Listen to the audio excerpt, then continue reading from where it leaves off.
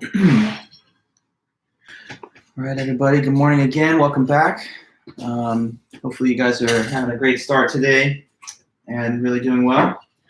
It's Friday, April 3rd. This is for our 9 a.m. class, so welcome back to those showing up. I'm always going to start these a few minutes early as usual to kind of get us ready to go. But yeah. Welcome back, everybody. Good to hear from you guys and see you. We're going to continue. We have a little bit more material to do as we finish up the topic of epistemology, or at least try to get through more of it.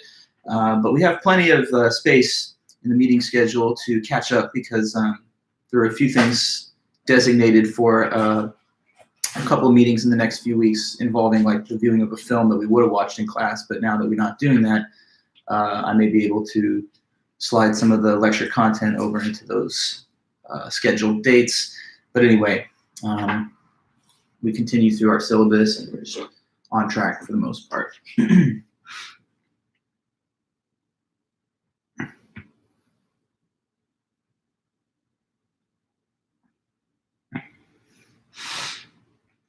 Cool. Yeah. Hopefully you're doing really well over there in your own quarantine little cozy hangout. Starting with a little Arnold Palmer, popular drink.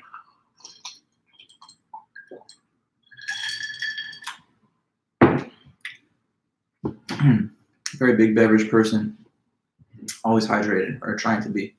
I don't know, could drink more water, but a lot of iced tea.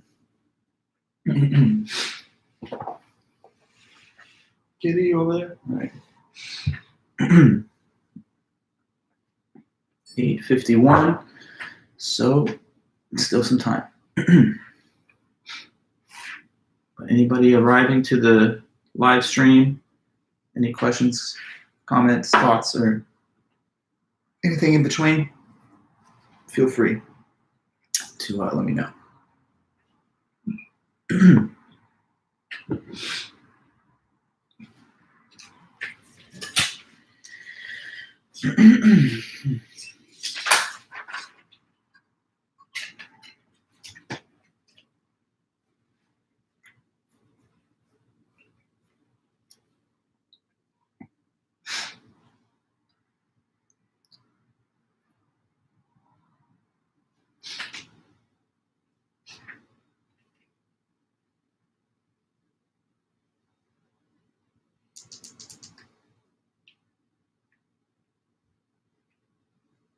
Good morning. Hey there, Marissa. How are you? Nice getting an early start. Start off the day with some philosophical reflection. And it should be really good for the weekend. Nice day. Yep, just going to get in this lecture, finish up the grading of your guys' midterms today. I was going to just let you know that I'll be done with them tonight, and then this weekend I'll notify you over the Blackboard, and anyone can ask for their grade and comments and stuff. So moving beyond from the midterm. Oh yeah, it is a good day for a run. Thanks, Coach. You see my brother in the comments. Maybe some of you, there's only a few of you here, but anyway. Yeah, I think it'd be a good day for you to have a run, honestly. My mobility is what it is, but you know, some decent efforts I'm able to put forward. I'm feeling well, but yeah, Danny, you're the one that needs to boost up the menu, you know, kind of get things going. I don't really have it like that. I mean, I've got a decent level of fitness, but there's always another level.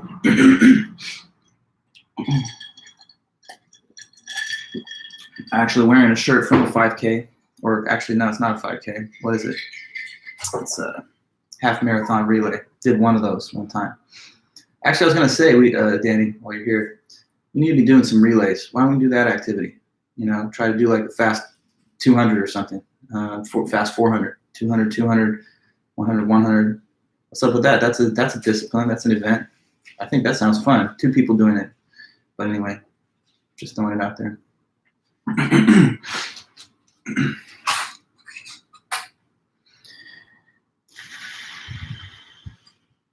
yeah, I think the teamwork makes the dream work, and that could really spark something. Me, no, I didn't run track. Danny still runs the track. I mean, he's the coach. He did track back in the day, and so he's a real runner. He's like an elite runner. I'm just kind of like a juiced up. I don't know if I should say, but yeah, I mean, I'm a decent runner. But Danny's on another level. So if you want, see Coach Vulic there, subscribe to him. He'll give you all kinds of running tips, and it's a lot of fun. Just watching what he does, and then I'm kind of like a sideshow, clown show, whatever you want to call it. But I stay fit. I mean, I work on it. I keep it going. But Danny's the one. So yeah, Marissa and others who like running and fitness, can't go wrong with my smaller brother Danny, little brother Danny. He's a great guy, good runner. Yeah, for sure. Now look, but he's going to get a few subscribers. I need 2 more. I'm at 198. I'm looking to get to 200. So if you got friends or anybody else, put them on to the Dr. Vulic YouTube channel, and let's get this 200.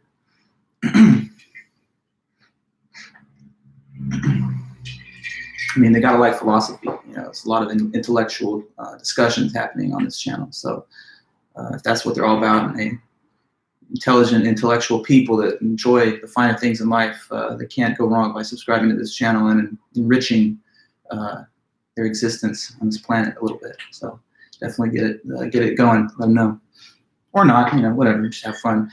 But I think it's fun.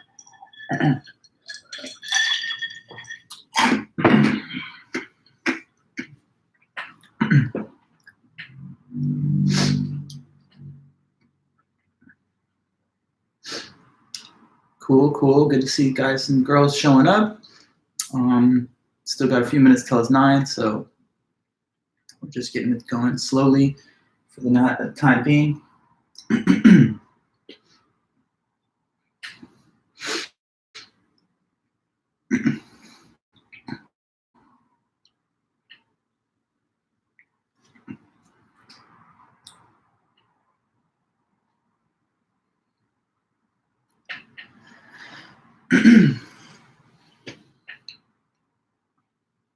So I wonder what happened to all the different students. People, a lot of students at Chapman, international students coming from all different places around the country too. Maybe did you guys go back like home and you're now back with your parents taking these lectures from your little laptops and stuff, or some people stay at the dorms or housing nearby to the campus? I really had no idea. I feel like it would present certain hardship to some of our students, but I haven't heard too many people saying that it's been like preventing them from continuing with their work. But hey, Eric, nice to see you there. Everybody who's watching in the live stream for now, good morning, you guys. Good to see you today. We're going to have a nice lecture on epistemology, Gettier problem, and then you'll be well on your way to having a great weekend. Nice weather. Not much you can do outside, I guess, but otherwise. Yeah, let's see. That's right. Yeah, Quinn, I know. But the thing is, at least with art class, these lectures are archived. So you've always got the opportunity to view them at your own convenience at a different time. But it's ideal to watch it live, of course. But yeah, we're all in different time zones, some of us. Eric, in my anatomy lab, it was a guy from Russia, and he had to do the lecture at like 4 a.m. Ouch. Yeah, I mean, if these are Zoom lectures, if I understand correctly, because I'm not using Zoom, but don't they only go on live while they're happening, and then they're not posted anywhere for people to see them later? So if you didn't see the live stream, you kind of missed out. Is that how it works? Maybe you guys could let me know. That was a significant reason I chose to make it on YouTube, because I don't want people to miss the lectures if they're somehow not able to attend the viewings. Yeah, exactly, right? So I don't know. I mean, it would be nice in a weird way to be able to have all the cameras and stuff, but I also think it could be disruptive. When someone's camera turns on or their mic is on or something, it throws off the lecture. We're all focused on me. We're focused on what I'm talking about. I'm hearing you guys in your comments, and we've already met each other in person. So record the lectures, but it's to their discretion how they distribute that video. I see. Yeah. So I guess it's just from professor to professor. Zoom seems to be the preferred tool of most. They require attendance to be at that time. I see. Yeah, I can understand. different procedures, policies that certain professors employ. I don't know, YouTube's easy for me. I've used it a lot of times before. So I felt like, why not do something easy enough? I'm not like an online professor permanently, so I don't care to become some skilled expert in the use of Zoom or whatever. But all right, welcome back, everybody. I'm really glad to see you guys. It's about 9 o'clock, so we're just going to kind of get it going. So let's get back into our major topic for now. What we've discussed over the last couple meetings is the subject of epistemology. So coming back from our spring break, we've been looking at the theory of knowledge. So questions about what is human knowledge? How do we attain it? What does it, what is it composed of? What are the conditions for having it? So the first couple things I went over were the history of Socrates, because the first written account of the theory of knowledge in the Western world comes from Socrates 2,400 years ago in the Platonic dialogue, the Meno. So I told you about the life and death of Socrates, and then we talked about some vocabulary that is significant for studying epistemology. So for example, we talked about the term proposition, that's the meaning of a sentence, truth, when what a sentence says matches the facts of reality, like for example, that I'm wearing glasses is true. We talk about belief, which is when a individual thinks that a proposition or statement is true. We talked about justification, which is when one has reasons or evidence to support the belief that they've got. That's when the belief's justified. And epistemic agent, which is just, what if a being is capable of having beliefs in the first place or knowledge, then that's an epistemic agent, like me and you, but maybe not this whiteboard or the table that's the books and stuff are on. Okay, so from there, I informed you guys about the classical definition of knowledge from the Greeks. What was that definition? They said that knowledge was a constellation of three criteria, that in order to have knowledge, an individual epistemic agent would have to have a justified true belief. So knowledge was considered a justified true belief. So and that means that there's a statement that the individual thinks reflects reality, so they believe it is true. On top of that, it actually is true. Like, so say, for example, believing of the correct answer, that it's correct. So you think it's the fact, it is a fact. And then the third part is that you had to have some kind of reasons or evidence to justify it. And if all three of those conditions are met, then the subject would have knowledge. We expressed the discussion that Plato had of this in the writing of the Meno, where Socrates discusses the whole topic with the general Meno. So he asks him this. He says, if someone knows how to get to Larissa, couldn't they lead other people to the city of Larissa using their knowledge? And Meno says yes. Then he asks, well, what if the person doesn't really know how to get to Larissa, but they do have a correct opinion? So something along the lines of having a map that is an accurate map, but they've never done the journey on their own before and they never actually used the map. So would it be better to have knowledge as opposed to just correct opinion concerning the destination's location? And Meno says, well, it probably would be better to know, because if you actually knew how to get there instead of just having to use the map, even though the map is correct, you might not always trust it. You might get lost along the way. So it's better to have the knowledge as opposed to just the correct opinion. Socrates tries to give his own reasoning as to why the knowledge is more desirable than the correct opinion. And he discusses this metaphor or myth of the statues of Daedalus. So the Daedalus statues, that's, I believe, right at the end of last meeting, and I kind of wanted us to make sure we understood that example. So let's go over it again one time. These are statues that, according to the myth, were made by, well, they were made by Daedalus, but according to the myth, they were so realistic that if you had one, it would be to your best advantage to secure it to the ground with ropes, because the statue, with all of its beauty, would not be likely to remain in place if it was not connected to the ground by means of ropes. So the ropes add value to the statue and they enhance its value because it's the same, beautiful statue, but it's more secure and stable, less likely to leave if the ropes are there attaching it. So what are these ropes supposed to be a metaphor or an analogy for, if anyone can tell me?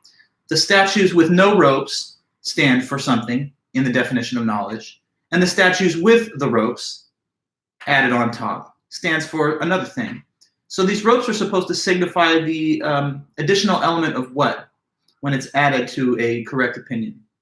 The ropes are to the statues as what is to a true belief.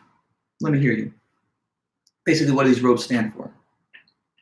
What is the symbolism used by the author in discussion of these ropes, so to speak? You can let me know. Or statues without the ropes are just true beliefs, correct. True beliefs without an additional element. So the ropes themselves are to stand for which constituent of knowledge? What do you think? I mean, you got the basic idea there, Marissa, that without the ropes, it's just a true belief. But with the ropes, it's a true belief with justification. So to be precise, the ropes themselves are merely symbols of justification.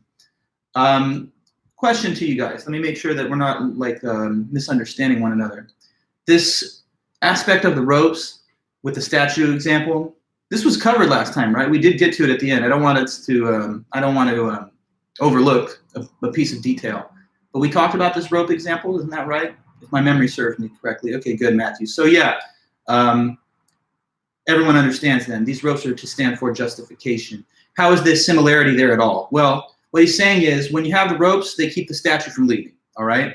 When you have justification added to a true opinion, then that keeps the true opinion from leaving your mind, okay? So when you just guess something and you get it right, but you don't actually know why it's right, then you don't remember that piece of information. You do not retain it. When you take tests and quizzes and you're struggling to remember the answers and you don't actually know them, if you happen to come across the right answer and fill in the correct bubble, that didn't really mean that you knew it, and we would be able to see that if you were asked the question again at a future time and you still couldn't quite remember what the right answer was. But when you have the justification, it's not a guessing game. It's something that you know because you have all the reasons in mind as to why it is the fact. So true beliefs grounded by justification and evidence are more stable and they remain in place. So you get to keep them forever, as opposed to true opinions that are based on nothing, which are wishy-washy, subject to change, or even being forgotten. So why is it better to know as opposed to just having a correct opinion? Why is it better to know how to get to Larissa as opposed to just having a correct map? Because the correct destination and its coordinates on the way will remain in your mind and they won't be forgotten when it's based on the clear justification as opposed to just a baseless true opinion. Okay, so that's just my quick rundown and summary of the major points I've covered over the last two meetings. And something that got pushed till today is this new article on the topic of knowledge, which is coming to us from an American philosopher. So we're fast forwarding way ahead in time. We've studied the ancient Greek account of knowledge that comes from like 2,400 years ago. Now we're going to zoom ahead to 1963. And what you'll see is that there was this important American philosopher named Edmund Gettier.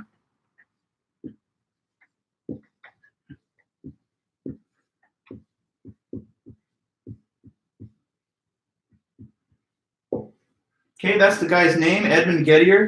Let me quickly look up the dates of his life, because it's something that I kind of forgot, but he's getting up there in age, but still alive as far as I'm aware. Yep, still going strong. So Edmund Gettier was born in 1927, and he's still alive. He was born on Halloween, interesting enough, of 1927. His paper is considered a classic in the realm of epistemology, and that's the subject of today's meeting. It's called, Is Justified True Belief Knowledge?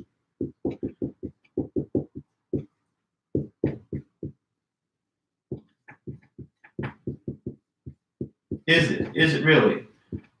That's the title. Is justified true belief knowledge? It's a question that he's asking in this title, but to kind of give you a spoiler alert for his conclusion, the answer is no, it's not. It's not the correct analysis or definition of knowledge, according to Gettier and based on the examples that he's able to supply. in the article. So what Gettier shows us in this paper is that the classical definition of knowledge handed down to us from the ancient Greeks, justified true belief, is not actually a fully satisfactory definition of knowledge. He's able to show through the construction of hypothetical scenarios that there are possible cases where a person could have a justified true belief and still not have knowledge. And what that would show is that the definition as given is insufficient, because it's possible for someone to meet all the conditions and it still is not enough to actually have knowledge. So if you can have a justified true belief and still not have knowledge, then that kind of eliminates this little equation that we talked about, where K is equivalent to JTB. If we can find cases where justified true beliefs are not knowledge, then that analysis is wrong. So he does, in fact, provide two examples, and these two examples are called Gettier cases. They've come to be known as so-called Gettier cases since they're so widely recognized as counter examples to the definition of knowledge. These Gettier cases have spawned a whole literature. There's become an entire almost cottage industry within epistemology of trying to create more and more examples that fall along these lines, which indicate that knowledge is not being fully explained by the justified true belief analysis. So the main goal is for us to understand Gettier's examples and to get into the clear details of why these scenarios show a justified true belief without knowledge being present. Okay? Now, a couple of interesting little backstory facts about Gettier and this article. So Edmund Gettier, a very interesting person. I believe he teaches philosophy, or he did teach philosophy at the University of Massachusetts at Amherst. And he wrote this paper in 1963, Is Justified True Belief Knowledge? Now, he is a philosopher who published this article, and it's only like 1 page long. It's like 1 or 2 pages long, so it's really, really brief. That's also notable because he contains so much interesting content in like such a brief format. The other thing is, okay, he gives us this little 1-page paper which basically destroys the classical definition of knowledge that had stood for thousands of years. But then he doesn't solve the problem that he's created. You know, he just says, look, your definition of knowledge is off. But he doesn't kind of fix it and say what the right definition should be. So he basically lays this problem out for us, you know, kind of like destroys the old school definition of knowledge, and then kind of like drops the mic and never publishes anything again. You know, he just published this one revolutionary article, and then he continued working as a philosopher and a professor teaching and stuff, but he never ever published anything again. So, I mean, this is kind of a unique example of a man who published 1-page article. It was considered a very important article, and then he basically put the pen away and he never ever published anything again. So not a lot of examples in academic history of people who had that kind of publication record. One highly influential article with nothing else. Most people write a bunch of stuff or nothing at all, but it's rare to see someone that just did one thing that was considered revolutionary almost and never do anything else. Some people, maybe you've read like in high school, like Catcher in the Rye by J.D. Salinger. Some people talk about him kind of in that way, that, you know, Catcher in the Rye is this classic of American literature, but he really did not write much else. But actually, if you know, J.D. Salinger did write Franny and Zooey and 12 Stories and just a couple of other things. So his publication record is even more extensive than Professor Gettier. But anyway, okay, Gettier's article, Is Justified True Belief Knowledge? Not so much, he thinks, but we'll see why. So I'm going to walk you through the basics of the article. There's a lot of little details that we got to get very clear about. So I'm going to erase this here. Just that's information about the author, title, and some dates. Now we're going to get into the material of the article itself. Okay, so first of all, the one thing he does to begin is to just provide the definition of knowledge that he wants to criticize there. So I'm opening my textbook, pretty messed up old book, but I have another copy if you really wanted to. Anyway, yeah, so when he starts off, he gives it to us like this. He says there's this classical definition of knowledge, and he just wants to lay it on the table very precisely so everyone knows what it is that he's responding to. So he says, here's the definition of knowledge that has been the consensus view. So provided in this way, he says, S knows that P, just in case. Okay, so S is just a letter which stands for the epistemic agent. Could be anybody. It could be me, you, or whoever. So we're just using a placeholder like a variable. S knows that P. P is a letter which is going to stand for a proposition. And we label it P because it could be any number of different possibilities. Like John knows that the earth is round. Sarah knows that her car is parked on Pacific Coast Highway. So this is a proposition of indefinite variety, and this is a subject, an epistemic agent of whatever kind. Okay, so S knows that P just in case, and then we list the three conditions, just in case these three conditions are met. Number one, that P is true. Number two, that S, the subject, believes that P.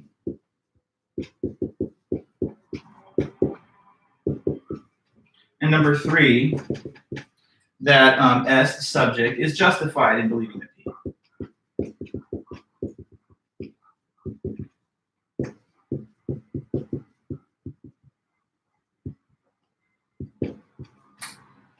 So that's just a formal statement of the definition of knowledge in a kind of more precise way of presenting it. So if the subject knows a proposition, then these three conditions all must hold. The proposition is true, the subject believes it, and the subject is justified in believing it. And these three conditions obviously express the JTB of the knowledge definition: justification, truth, and belief. Now, he wants the reader to know that there have been a couple of different equivalent but slightly differently worded statements of this account of knowledge. So I don't want anybody reading the article to be confused by that. You might look at it and think, what, are there three knowledge definitions here? Because I see him writing down A, B, and C. Well, there's actually only one classical definition of knowledge, and he's trying to tell you that it's been worded in slightly different ways by different authors. So let me give you another look at a secondary presentation of the definition that amounts to the same, but is worded slightly differently. So here's another way that one other author put it. Another author said it as follows. S knows that P, just in case, first of all, S accepts P. Second of all, S has adequate evidence for P.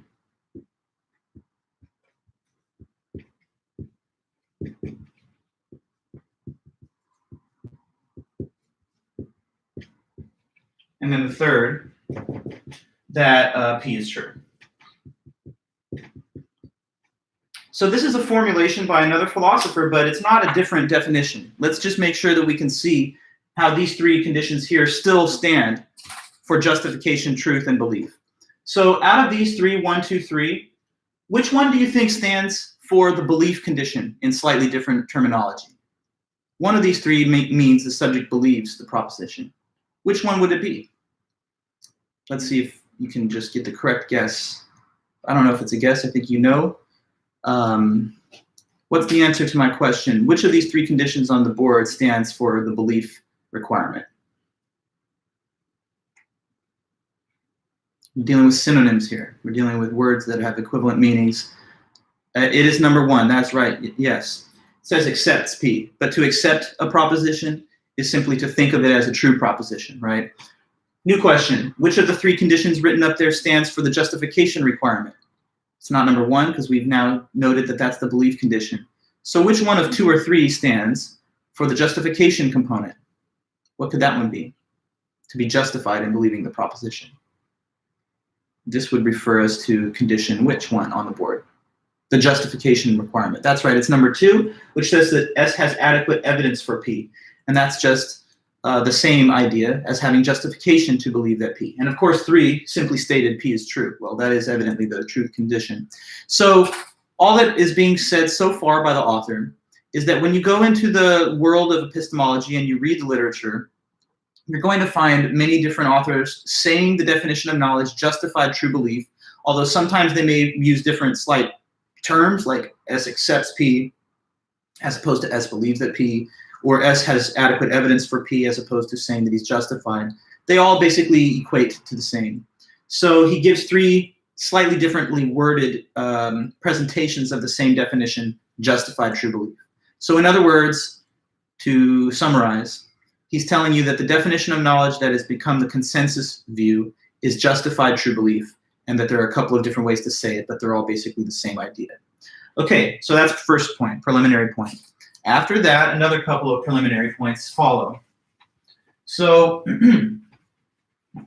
before we get to the actual statement of his examples, there's just these couple of preliminaries that have to be cleared up first. Okay. So after that, he simply notes that a person can have a justified false belief. Okay, new point. It is possible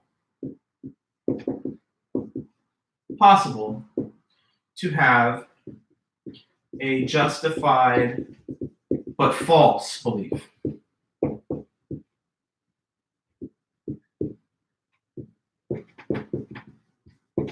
Okay, so let's focus on this piece of info for a minute.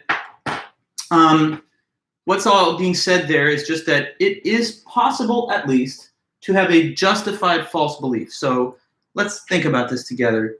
When or in what type of scenario could you imagine a belief that is justified, that is based on good reasons? There's good evidence and reasons to support the belief, but nonetheless it was false.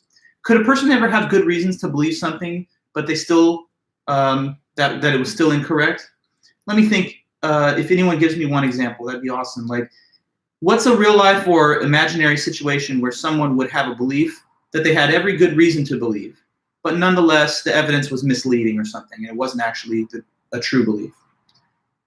When and in what scenario could that happen? Having a false belief, but you had good reasons to think it was true.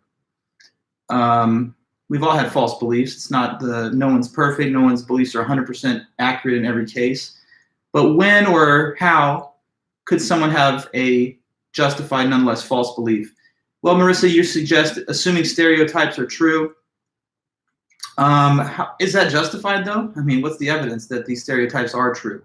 Just what people say, what people write in, like, you know, like on Twitter and stuff, or like what people say socially. Is that really good evidence, though? I don't know if this, see, I don't want to disagree with your example, but I just wonder if there's even any good evidence that stereotypes are true. It just seems to be kind of like a presupposition people have. But if you ask somebody, why do you think that such and such type of individual has this or that characteristic trait, they're not going to be able to say much. Just be like, I don't know, that's like a generally shared assumption that some people have that are prejudiced or biased type of people. So I don't know. I don't want to give maybe too much credence to the idea that there's justified beliefs in the stereotypes. Like, I don't really think you have justified basis to say that, like, you know, some negative or harmful stereotype about people. But suppose that you did, right? Okay. Suppose that you're raised in like an environment.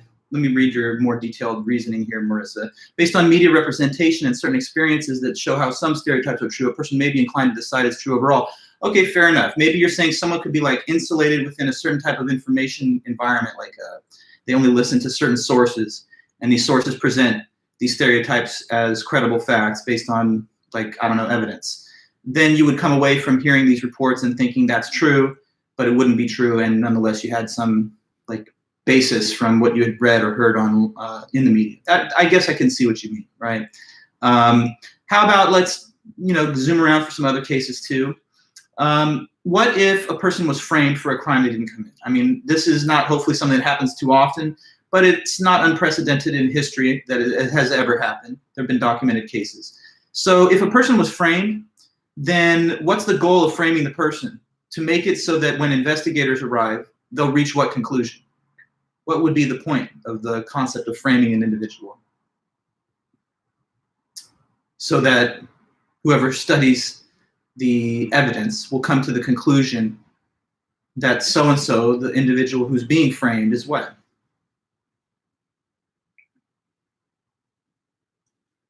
I'm just trying to give you a very clear example of the concept being mentioned on this board, having a justified belief that wasn't true. So in the example of framing, it's a clear example because you're trying to make the investigators who go to the crime scene or whatever think so-and-so is guilty. Maybe evidence has been planted, right? Maybe testimony has been falsified.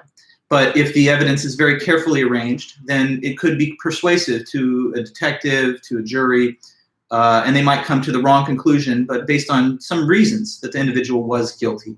So a successful job at framing would produce a justified false belief. I don't know, take little kids believing in Santa Claus. You might say they're justified in that because they hear it from their parents, they see it on television, they see, the Santa Claus, like, I don't know, at the mall, which they can take a photo with. So based on all that, like, social media and testimonial evidence, they come to the conclusion there's such a thing as Santa, and maybe they have reasons based on all that, but it's not actually true. So anyway, here's the thing. Based on the examples I'm mentioning, we hopefully understand that it is possible to have a justified false belief. Usually your justified beliefs will be true because evidence usually points you in the direction of the truth. But sometimes anyway, justification can mislead, evidence can mislead, and we can arrive at a justified false belief. Okay, so another preliminary. And then we have one more of these little points to raise before we go to the two Gettier cases. Okay, so one more. This next one, it's a little technical looking at first. So bear with me for the fact that it's going to be a little bit complex at its first glance, but we will definitely bring it down to earth and it'll make good sense in a moment. So the next thing he talks about, Gettier, is this principle in logic and epistemology, which is called the closure principle. Okay, so here's what it says.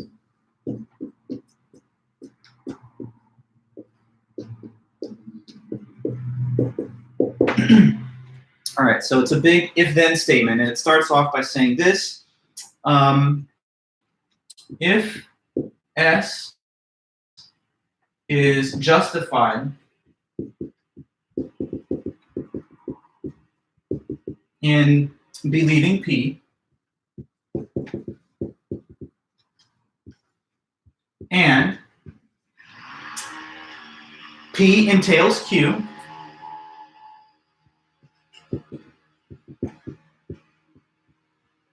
and S, the subject, deduces Q from P,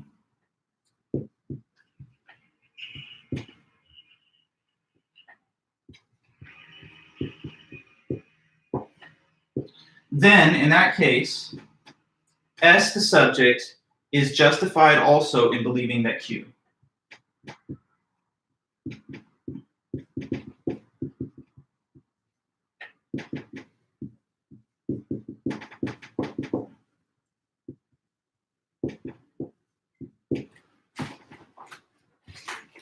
So, if S is justified in believing P, and P entails Q, and furthermore, S deduces Q from P, then under those conditions, S is justified in believing that Q. That's called the closure principle, and let me explain to you, because for you to understand that, you have to kind of understand what the word entailment means, or what it is for one statement or proposition to entail another. So the concept of entailment is a logical relationship that holds between different statements, or we could say propositions. Some of us, I think, may have a very, at least, kind of working, vague understanding of the concept of entailment because it's a word we've perhaps used or heard before. So let's see if we can piece together this concept of entailment, and then that'll help us understand this big definition in more depth. Let me tell you, I'm a person, me, the professor here, I was born in the 1980s, quite a while ago. Okay, so I'm born in the 80s. Can you tell me something that entails? So statement A, the man was born in the 1980s. And like, of course, we understand today it is 2020.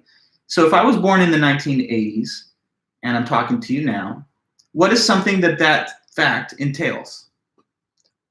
If I'm from the 80s, we know that entails many things, I guess, but one thing that it entails could be what? Let's see if you have just throw something out there. This fact that I'm from the 80s entails some other facts. But if you could tell me one thing that it entails, then that'd be good, and we could use your example. We'll have other examples too, but I'm just starting with this one. It's about the decade I was born in. That I'm at least 30 years old. Yes, correct. If I was born in the 80s and I'm still alive and it's 2020, doesn't that entail that I am older than 30 or that I'm at least 30? Yes, because you cannot be born in any time period of the 80s and exist over 30 years later and not be older than 30. So understand that from the fact that I was born in the 80s, it has to be true that I am currently older than 30. Okay, let me work with a few other examples. I'm your professor. Do you think that that entails that I graduated high school? If I am your professor, which I am, does this entail the fact that I graduated high school? Let's see if you can give me the answer. It's a yes or no. I'm your professor, fair enough. Does this entail that I graduated high school?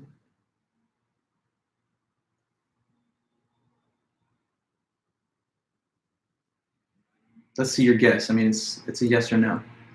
The question is being asked to you.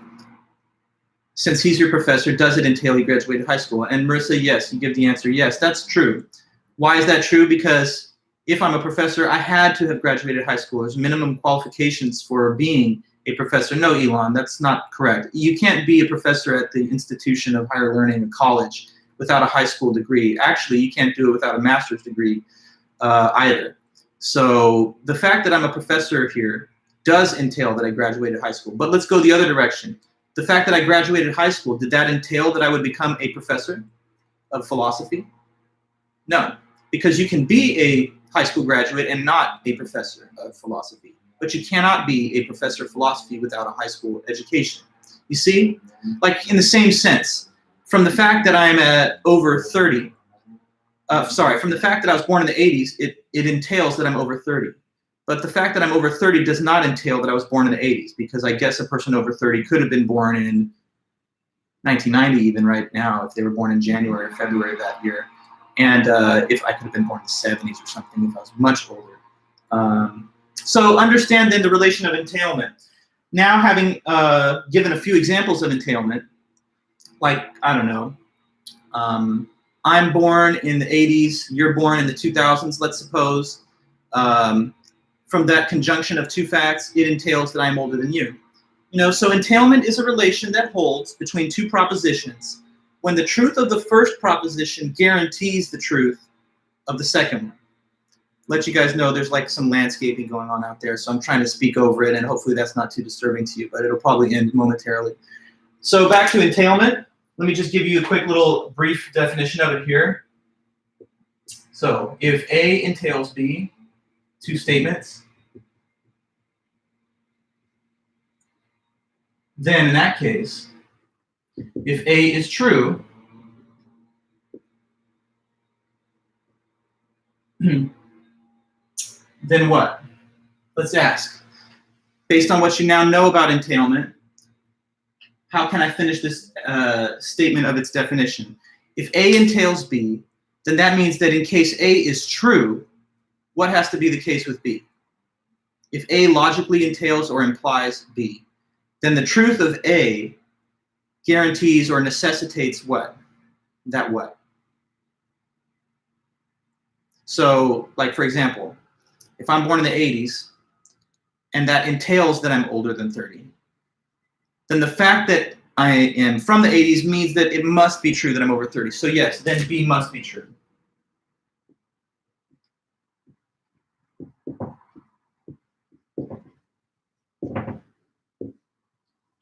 So that's just the definition of entailment put up here to the side. So I'm your professor, true. That entails that I graduated high school. So if I'm your professor, it has to be true that I graduated high school. If I'm born in the 80s, it has to be true right now. It's not just optional. It must be the case that I'm older than 30. If I am 5'9" and Jones is 5'6", those facts entail that I'm taller than Jones. So entailment. Now, with that understanding, we can return to the closure principle and understand it in more detail. Here's all that it's saying in other words. It's saying if you have good reason to believe a fact, a proposition, right? If you have evidence and reasons to believe P, so you're justified in believing it. But then you notice that this fact entails another one, right? That it logically implies a second one. Then when you deduce the second one from the first, you are also justified in believing that second statement. So all that it's saying is your justification transfers over from one justified belief to another one that it entails. So let's say, are you justified in believing that I was born in the 80s? Currently, do you have reason to believe that Dr. Vulich was born in the 80s? Yes or no? Do you have evidence to believe this statement? It's easy enough, the answer to this one.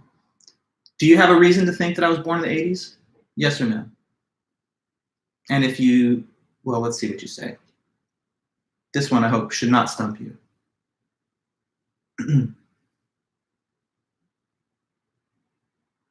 Yes, you do. Good, Matthew. What is the evidence? What is your evidence that I was born in the 80s? It's pretty straightforward. It's just what basic fact. The evidence that you have that I was born in the 80s is coming straight from where?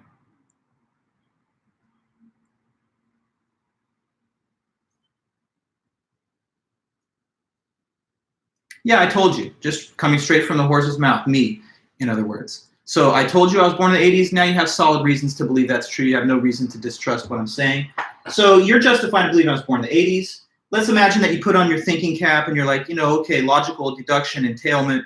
If he was born in the 80s, that entails that he's older than 30. So you deduce that second statement from the first, like a detective, like, okay, I've got reason to believe he was born in the 80s. Well, that implies, among other things, that he's older than 30. So now I'm also justified in believing that secondary statement that logically follows from the first. Okay, another example, I remember this one from my old graduate school advisor, Sven Bernecker. So say you're petting a dog. I'm sure you guys have done that before. When you're petting a dog, you believe you're petting a dog. It is kind of like the transitive property, Marissa, a little bit in the sense that, like, how does that work? 2 plus 2 equals 4 and 4 equals 2 plus 2, or is that the commutativity principle? Well, there's a set of mathematical principles which all work according to the concepts of logical entailment and deduction. So that is a corollary for sure. But back to what I was just saying for a moment. You're petting a dog. While you're petting it, you have the tactile sensation of the fur. And so assuming you're not hallucinating, that's great evidence that you're petting an actual dog. Now, suppose that you're thinking back to this lesson and you recall the fact that there's this closure principle. If x equals y and y equals z, then x equals z. I mean, Marissa, it's not limited to that one example. That's one instance of the concept of entailment, but it's not limited to that. It has to do with more than just the one significant example that you mentioned, but that is one case. Mammals. All dogs are mammals. So if you are petting a dog, you could deduce from that fact that you are petting a mammal, because in case you're petting a dog, it implies that you're petting a mammal, because all dogs are mammals. So if you had good reasons to believe you're petting a dog in the first place, and then you just deduced that, well, therefore I'm petting a mammal, and that follows, you'd also be justified in believing that second statement. So in other words, last piece on this. When you're justified in believing one thing, you're also justified in believing anything that is entailed by it, that you deduce from it. So the evidence that you have that I'm from the 80s is the same evidence that you have that justifies you in believing that I'm older than 30. Okay, so with all those preliminaries in place, we can now state the Gettier examples. These Gettier examples, again, serve a purpose. They're intended to show that the classical definition of knowledge is not complete. They're intended to show that you could still have a justified true belief but not actually have knowledge, and therefore the definition does not work. So here's the first case, Gettier case 1.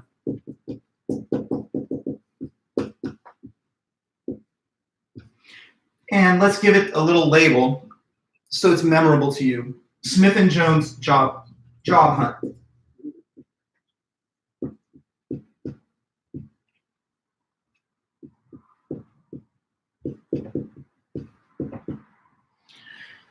Okay, so in this example, it's a hypothetical scenario, okay, just like a lot of cases in philosophy. This is not a real scenario, but it's something that's used to explore the conceptual features of this definition of knowledge.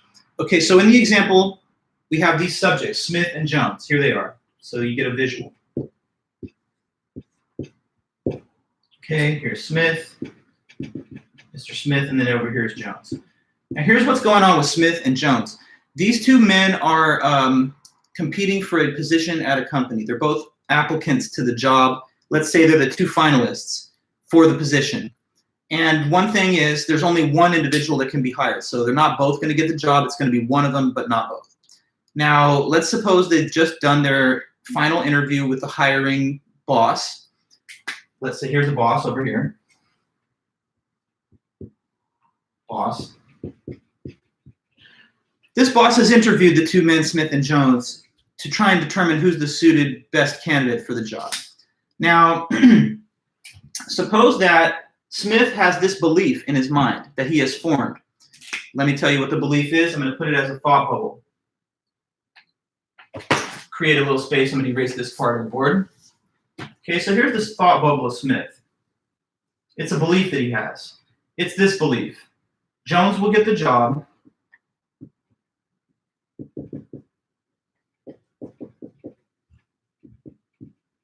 And Jones, the other guy, has 10 coins in his pocket.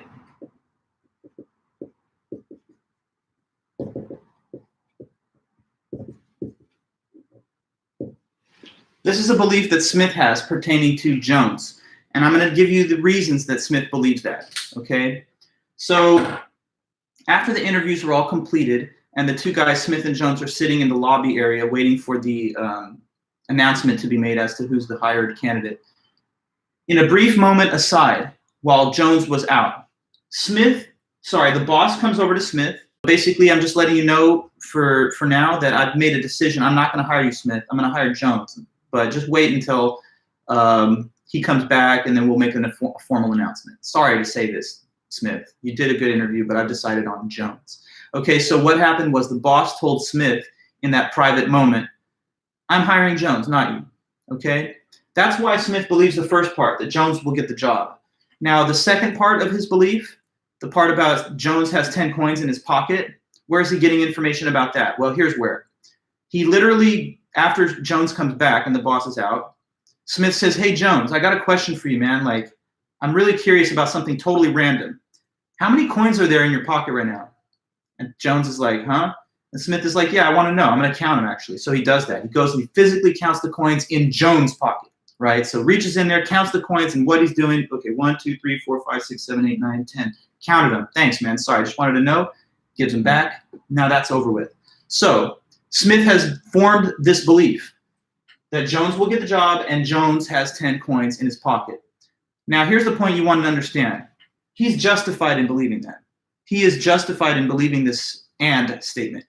What is his evidence that Jones will get the job? Well, it's the testimony of the boss, which is direct evidence. It's the man who will hire, after all. So he has no reason to doubt that he's speaking the truth.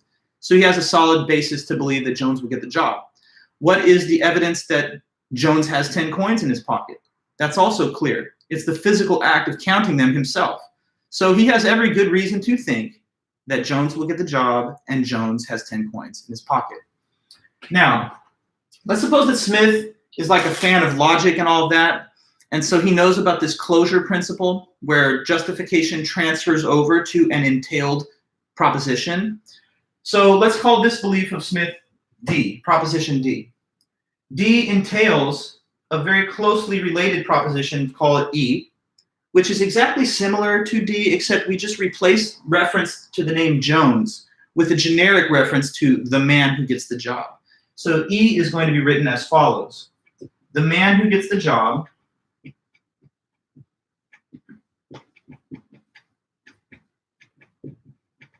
has 10 coins in his pocket.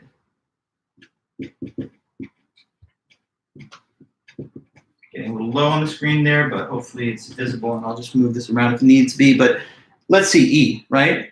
D entails E. D says Jones will get the job and Jones has 10 coins in his pocket. And if that is true, then this has to be true, because then it would be the case that the man, namely Jones, that gets the job, has 10 coins in his pocket, also Jones. So the closure principle says that because Smith was justified in believing D, and because D entails E, Smith is now justified in believing E. Okay, so all of this preliminary lead-up was to get you, the reader, to understand how it is that Smith arrives at a justified belief in this statement here, E. So, big point takeaway, Smith right now is justified in believing E for the reasons I mentioned. Okay, what is his original evidence to believe E? Because it follows from D. And what was his evidence to believe D? Two things: the testimony given to Smith by the boss and the act of counting coins of Jones. So now, after all of that, we get to the end of the Gettier example. And the end of the Gettier cases are always where all the action is, because they always involve this little like plot twist kind of element. At the end of a Gettier case, the proposition of interest ends up being true, but for an unexpected reason that the subject was not aware of. Okay, so here's how the little twisty ending of this Gettier case plays out. All right, so now Smith, having formed the belief in this statement, they're sitting there together in the waiting room, and the boss comes back. The boss comes into the waiting room prepared to make the announcement. And let's say he walks straight past Jones, makes a direct line towards Smith with his hand stretched out, because they used to shake hands, and he says, "Smith, you know, old boy, I was playing with you earlier. Congratulations, you're hired. I just like to, mess with people. I'm a big joker. I was looking at your reaction. I kind of wanted to see how is Smith going to act when I tell him I'm giving it to Jones, but I was just playing around. And to be honest, you're the hire. So congratulations, and you're going to get started tomorrow. Welcome to the team." Okay, now Smith is very happy. He got the job unexpectedly. He thought it would be Jones based on what the boss said earlier. But now it's a total coincidence, okay? But Smith notices that in his own pocket, which he had no idea about this, but it just so happens that coincidentally Smith also happens to have, what do you think, in his pocket? Let's see your attempted guess here. So I told you Smith, surprise, he gets the job. And also, second surprise, it just so happens, complete coincidence, that Smith does himself also have what in the pocket? 10 coins, exactly, Ella, Matthew, and others, yes. So that last little twist means what? Take proposition E. Did it turn out to be true in the end? What does that statement say? It says that the man who gets the job has 10 coins in his pocket. Did that statement turn out to be true in the end? Yes or no? That the man who gets the job has 10 coins in his pocket. Is that true at the end of the day? Is it? Let's see. I hope you can see this, because this is the essential takeaway. Did it turn out to be true that the man who gets the job has 10 coins in his pocket? Did this end up reflecting the reality? Yes, it did, but not at all for the reason that Smith had thought. Why did this turn out to be true? Because who got the job? Smith. And does Smith have 10 coins in his pocket? Yes. So because of those reasons, this statement does mirror reality. In fact, the man who gets the job does have 10 coins in his pocket. The problem, though, is that although that turned out to be true, does Smith really know, based on his evidence and reasons, did he know that the man who gets the job has 10 coins in his pocket? Well, no, he didn't have knowledge of it.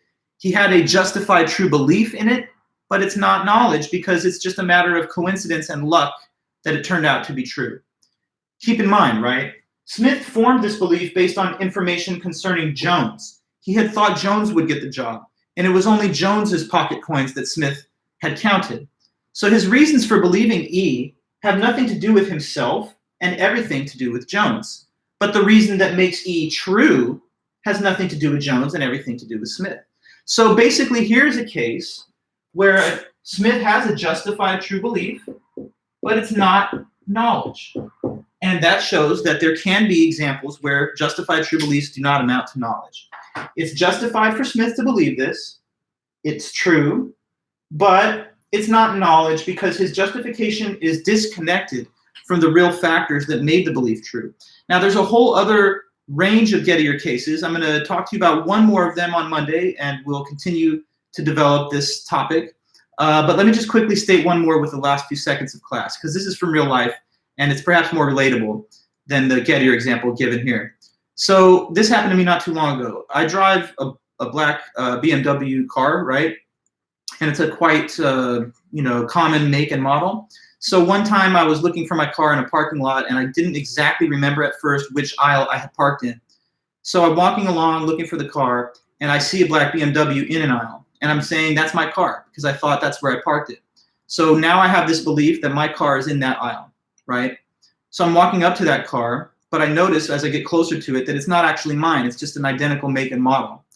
But then, unbeknownst to me at first, I see that just parked 2 cars aside from it in the same aisle, 2 stalls over, I actually did notice. What do you think? So on the presumption that my car was in that aisle because it was the other car, I walked over to it. I noticed that wasn't in fact my car, but 2 cars over in the same aisle, there actually was what? Question, quickly. What did I spy or notice when walking past the other car that I had presumed to be mine? My own car in the same aisle. So good, look. Did I know my car was in that aisle? Well, not really. But did I have a belief that it was in that aisle? Yes. And was it justified? That was also justified. And was it true? It was true. I had a justified true belief that my car was in that aisle, but I didn't really know because the evidence I was basing the belief on had to do with a different car than my own. So it was kind of just coincidence or chance that evidence based from that other car led me to the correct aisle. So in that case, we would say I had a justified and true belief that my car lay in that aisle, but I didn't actually know it because I was relying on evidence that didn't actually attach to the car itself that was mine. So any situation where you arrive at a correct belief, but kind of just because of luck or chance or coincidence, is a case like a Gettier case. And those are the examples the author gives to try and show to us that there's still something a little off with this classical definition of knowledge. Justified true belief, but something extra, and that extra element remains still a bit mysterious. So I'm going to let you guys go for now. We've had a good meeting today on the Gettier problem. We talked about one of his cases. I'm going to send you guys a little YouTube clip that goes over this problem in a little more detail, so you can watch that. It's like 20 minutes or so, and you can watch it whenever you want over the weekend. I'm finishing with your midterm grading today, and I'll send you the announcement tonight that you can collect your scores by email over the weekend. So that's all done, and you'll be able to get your scores starting tomorrow morning. But for now, anyways, I'm going to have to let you guys go.